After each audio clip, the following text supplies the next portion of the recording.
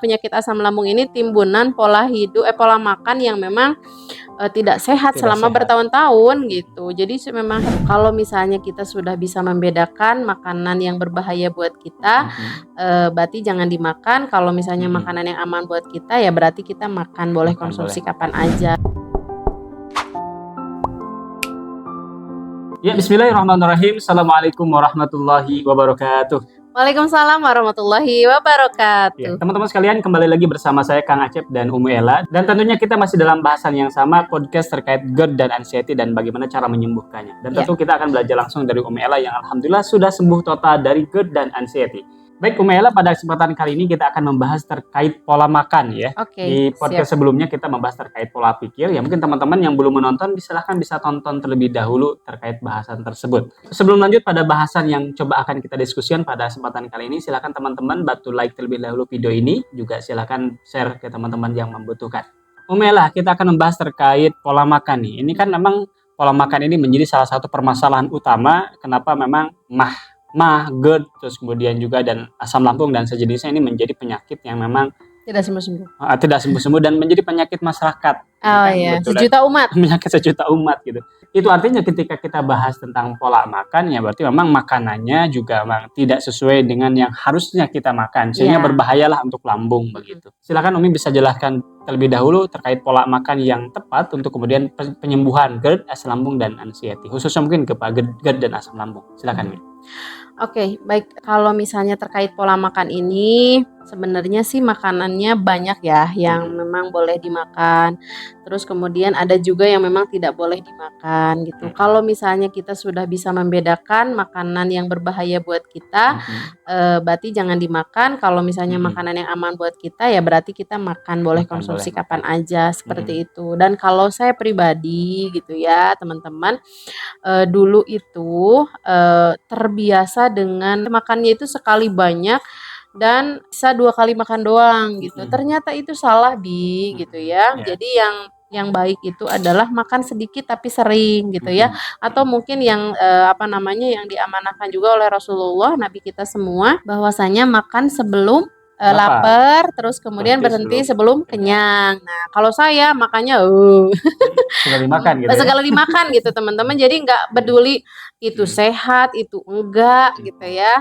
Terus tidak juga memperhatikan bab gizi, ini bergizi. Intinya yang ada di depan mata yang dibuat makan aja gitu. Penyakit asam lambung ini timbunan pola makan yang memang tidak sehat selama bertahun-tahun gitu. Jadi memang habit jelek gitu. Karena memang sih budaya kita ini, budaya Indonesia itu khususnya memang budaya memang sebenarnya menunjang untuk kemudian punya penyakit asam lambung, dispepsia. Dari mulai makan goreng-gorengan, pedas-pedasan gitu kan, ini kan biasa gitu. Iya, terus kemudian juga yang penting banyak nasinya gitu. Temennya dikit aja. Nah, ini juga mungkin di perkampungan rata-rata demikian. Iya, yang penting mah banyakin nasi, kalau belum makan nasi belum makan gitu. Padahal ini kan berpengaruh juga ternyata terhadap. Iya, betul. Karena kebanyakan makan juga memang bahaya buat lambung gitu. Iya. Kan memang budaya seperti yang dijelaskan tadi, memang budaya kita tuh pagi-pagi kan udah makan gorengan, makan kopi. Makan juga sama gorengan, Bi. Iya, banyak. Betul. Bikin bala-bala sama gorengan. Siangnya misalnya gini, pagi-paginya nasi sama gorengan nih. Siangnya bakso atau enggak, kalau enggak bakso seblak, malamnya mie ayam gitu atau enggak. Itu kan itu menunjang banget. Gitu. Berarti kalau nih makanan yang memang pantangan banget yang nggak boleh dimakan seperti apa sih sebetulnya? Kalau selain dari kan di podcast sebelumnya sudah jelaskan juga terkait konsisten bermakan gitu, harus tepat waktu lah gitu istilahnya. Iya, betul. Makannya harus tepat waktu. Kalau saya pribadi 5 kali sehari. Kalau misalkan ini nih, kalau secara umum nih, berarti 1 hari 3 kali itu memang lumrah, nggak apa-apa. Iya, memang 3 kali sehari untuk makan berat, 2 kalinya makan ringan gitu. Jadi kan jam 10 kadang kita suka lapar ya, atau enggak jam 3 sore ini kadang kita sudah kerucuk-kerucuk nih, perut perih gitu ya. Kalau yang punya dispepsia gitu, gangguan lambung. Nah, kalau saya sendiri mensiasatinya 3 kali makan berat, makan nasi gitu ya. Kalau pagi sih kadang oat ya. Sarapan biasa atau enggak roti gitu. Rotinya juga jangan roti yang ada Terigu. di ini, jangan roti yang ada glutennya, tapi kalau lebih baiknya itu yang free gluten ya, kayak roti gandum gitu, itu bagus. Nah, terus di jam 10 itu boleh dikonsumsinya buah atau enggak kalau enggak buah, kurma, kalau enggak ya kalau enggak buah berarti cemilan sehat lah Cemilan ya. sehat lah ya gitu. Jangan nyemil pedas-pedas, Iya, keripik nyemilnya setan. ya gitu. Iya, sekarang tuh Masya Allah ya, Ya luar biasa.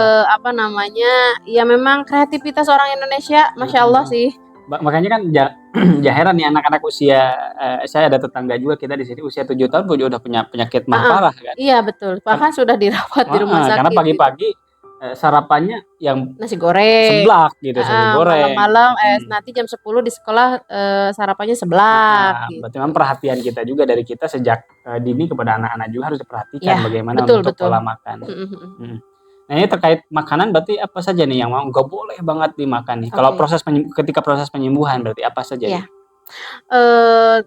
kalau saya pribadi, tidak hanya selama proses penyembuhan makanan ini nggak boleh bukan nggak boleh dimakan ya. Mungkin kalau sedang proses penyembuhan itu memang tidak boleh teman-teman ya, larangan, pantangan, haram lah ya, Iya betul. gitu. Tapi kalau misalnya sudah sembuh sebenarnya boleh-boleh aja, cuman dikonsumsinya tidak dalam porsi yang banyak seperti itu. Nah, kalau saya pribadi yang pantangan banget ya gitu, yang nggak boleh banget adalah makanan yang bergas. Ya dari jenis sayuran banyak, buah-buahan juga banyak yang bergas. Contoh kalau dari buah-buahan ada nangka, ada apa sih namanya tuh? Durian itu Iya kan betul, gasnya gasnya tinggi. tinggi, gitu ya. Terus kemudian kalau misalnya dari sayur-sayuran itu ada kol Kol ya, gitu betul. ya, itu juga kan apa namanya Gas tinggi bergas ya. tinggi, jadi tidak boleh seperti itu. Terus kemudian minyak-minyakan, berminyak, terus kemudian juga makanan yang susah dicerna kayak daging sapi itu memang apa namanya bagi yang terkena gangguan dispepsia itu diharapkan untuk tidak mengkonsumsi dulu gitu. Jadi proteinnya diambil dari yang lain dulu gitu seperti telur atau dada ayam seperti itu. Terus kemudian berkafein, bersoda, nah itu sangat tidak Harus boleh, dihindari gitu. sangat tidak boleh, sangat tidak boleh. Terus kemudian bagi punten ya, bagi bapak-bapak mungkin yang perokok berat harus berhenti. Karena itu juga penyebab. Berarti memang kenapa bapak-bapak punya penyakit asam lambung nggak sembuh-sembuh tapi kerjanya ngerokok gitu. Iya. Dan ngopi. Ya, itu bisa ini gitu kan. Jadi makanan itu harus dipilih sedemikian teliti gitu ya. Kira-kira makan ini aman nggak ya gitu. Nah, terus teman-teman perlu diingat juga bahwa apa namanya kita juga jangan fobia juga terhadap makanan. Oh ini apa namanya misalkan nangka nih berbahaya nih yang menyebabkan saya mah misalnya atau gasnya tinggi saya nggak mau makan seumur hidup misalnya nggak gitu juga teman-teman ya. Jadi ketika lambungnya sudah membaik misalnya sudah tidak ada perih, sudah tidak ada kerucuk-kerucuk, sudah tidak intinya sensasi lambung sudah tidak ada. Nah, alangkah baiknya juga teman-teman mencoba aja seperti itu. Dulu juga Umi bener pernah takut banget dengan nangka karena nangka itu adalah makanan pertama ya yang bergas dan saya konsumsi banyak banget waktu itu. Dan jadi pemicu. Dan jadi pemicu gitu. Nah, Iya, memang betul. sekarang juga ada efek ya ketika mengkonsumsi itu kalau jumlahnya banyak. Tapi kalau cuman 2 nyicip atau 3 sampai 5 mah aman kok gitu. Nggak apa-apa teman-teman karena itu juga bagus kok makanan sehat Ada serat yang seperti tinggi itu. kan. Iya, selama intinya makanannya itu tidak kita konsumsi secara berlebihan. Nah, terus kemudian makan apa aja atuh gitu ya. Tadi gak boleh nih banyak banget yang bergas, yang berkafein, yang berminyak gitu kan. Pedas Nah, asem pedas gitu kan. asem gitu kan, terus beralkohol juga gitu.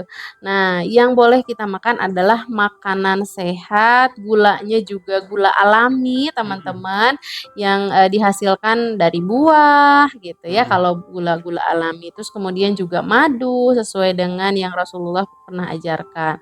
Juga nabas kurma juga ternyata itu diajarkan dan ketika ketika Rasulullah kedatangan tamu pasti gitu ada minuman nabas yang Rasulullah sajikan buat tamunya gitu. Ya sebermanfaat itu loh nabas kurma buat tubuh kita gitu. Terus kemudian juga kalau saya pribadi teman-teman makannya itu kalau misalnya menu makanan berat itu pastikan saya ada protein dan juga ada sayur ya teman-teman. Terus kemudian cara masaknya gimana? Kalau saya pribadi cara masaknya bisa direbus, bisa dikukus gitu ya, terus kemudian juga bisa dipanggang seperti itu. Dan ternyata Abi juga sudah ini ya Kebawa ngikutin gitu. kan, ke bawah dan enak kok ya Iya, betul. rasanya gitu. Kayak misalnya kita bikin tempe gitu kan, tempe mentah itu dicampur apa namanya dijadiin sandwich dengan kurma, Kurma. enak loh rasanya gitu. Kalau teman-teman mau nyoba boleh ya teman-teman.